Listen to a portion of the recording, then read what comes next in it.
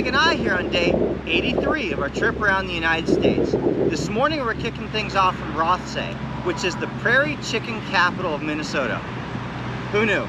We're right on the edge of Pelican Rapids and we're about to begin our miles for the day.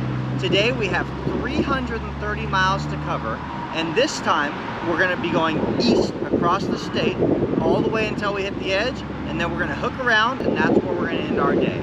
We've got a pretty good target list, and we've definitely got a lot of interesting stuff to see ahead. So I'm excited to see what today has to offer, particularly because the weather is just perfect right now, and it does not look like we've got any chance of rain in the agenda. So I think we're going to be good to go for a fantastic day. Come along with us and let's see what it has in store together.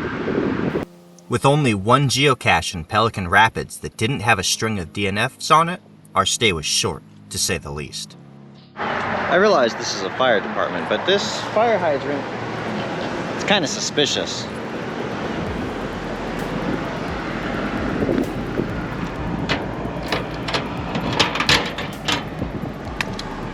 And there we have it.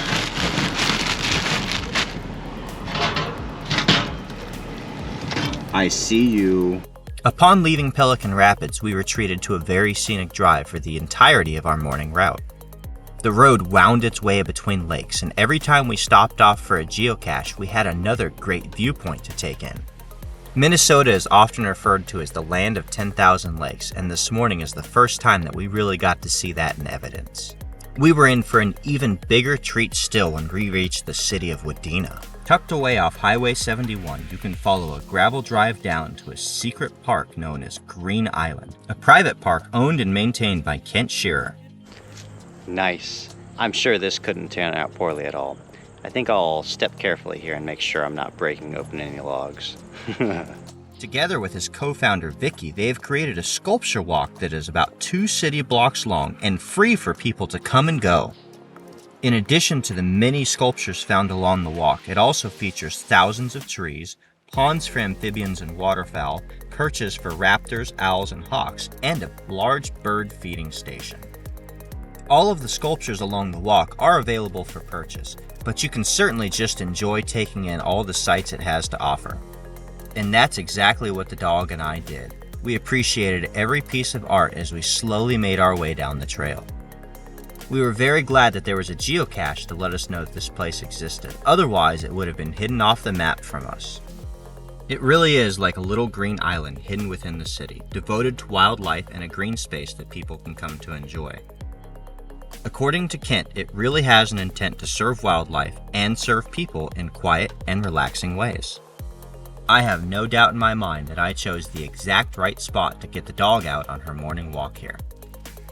And it was obvious that she enjoyed all of the smells along the trail as well. And by the time we finally made it back to the car, she was ready to rest while we got on with our miles for the day. Which was great because we had no other hikes planned.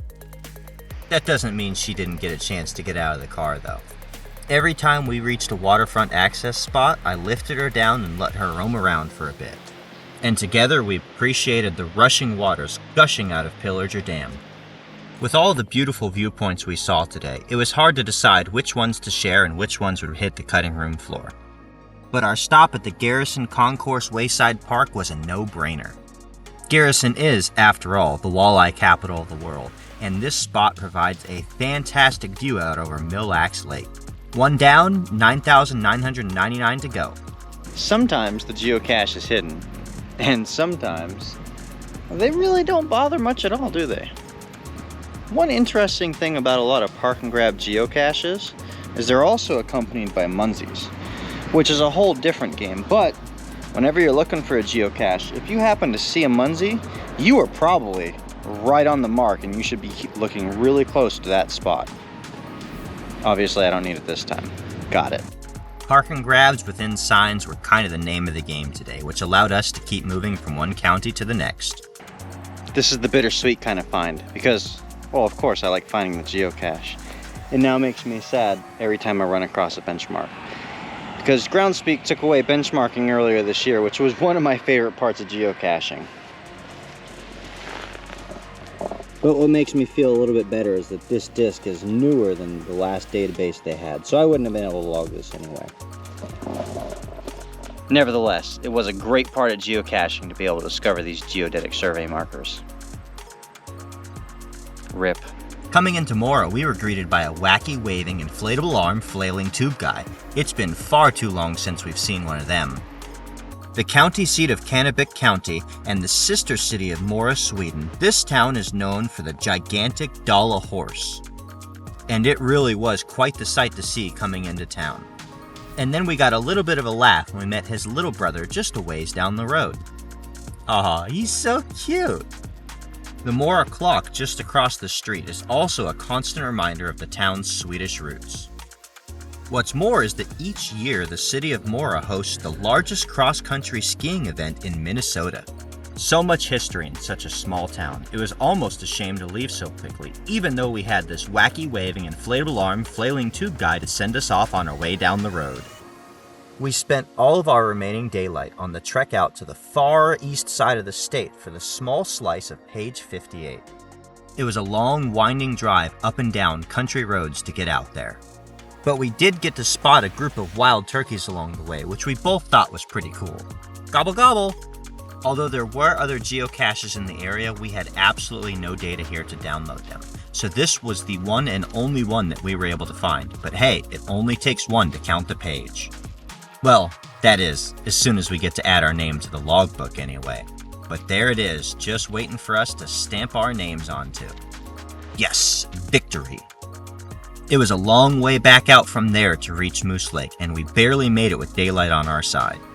Although I realized the moose is supposed to be what pulls your attention here, it was the informational sign that really caught my eye. Is this letting us know that Moose Lake is close to absolutely nowhere? Because that's the impression I get. Oh well, I'm just happy to be here. And that is a wrap. We've made it to the shores of Moose Lake, which is actually as far as we were ever planning on making it today. Parks Rapids is the end point for tomorrow. But I don't know that that's actually true, because that whole plan was based on some factors that have changed a little bit. So we're gonna have to evaluate that tonight and make a decision on exactly how we're gonna process for tomorrow. Today ended up being kind of slow day. There wasn't a lot of gadgets or interesting caches. It was more park and grabs along our route and just making sure we had our counties and pages. There also weren't a lot of virtuals and earth caches. What there was a lot of today was scenic sites. The roads going out to the destinations we needed to go through passed right between lakes, over hills, and we had great viewpoints all along the way today. We really enjoyed that part of it.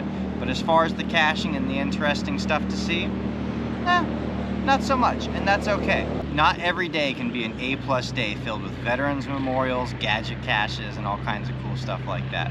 Sometimes it's just making your way from one county and page to the next and making sure you got all your targets. Now what I am a little bit more concerned about is we've started having data issues today. I'm actually running carriers from 2 different cell phone carriers, but both of them were struggling today. I have a strong suspicion that the further north we go into Minnesota, the more we're going to have data problems. So if these videos end up being delayed by a day or 2, don't worry. We're still processing them every day, but the upload time may be longer than we can get to in a day. We know that that's not going to be an issue, at least once we get to Duluth, which is 3 days away. In Duluth, I know we're going to have signal, and I know we're going to be able to push some stuff out, but between here and there and after Duluth, it's anybody's guess, because I don't know the conditions in Minnesota as far as data goes. Either way, we've had a great day out here today. We hope you enjoyed the few scenic sights we got to see along the way, and we're looking forward to continuing on the road tomorrow, wherever that may lead us. Like this video, subscribe to stay tuned for daily updates, and we'll see you out on the trails.